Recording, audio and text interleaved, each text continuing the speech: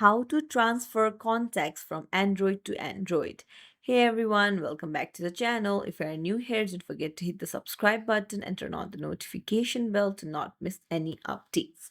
So today I'm going to show you how you can easily transfer contacts from Android to Android by using Google accounts. So you'll just need to enable the contacts toggle in your account sync settings, and if you have the same Gmail account on another device, then all your contacts will be transferred. So for that, open up your settings and scroll down and then tap on accounts and backup.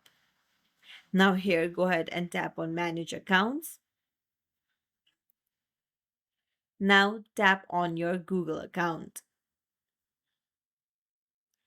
Tap on sync account, and there you'll find the contacts option. So if the sync is turned off, make sure you tap on it and toggle it on.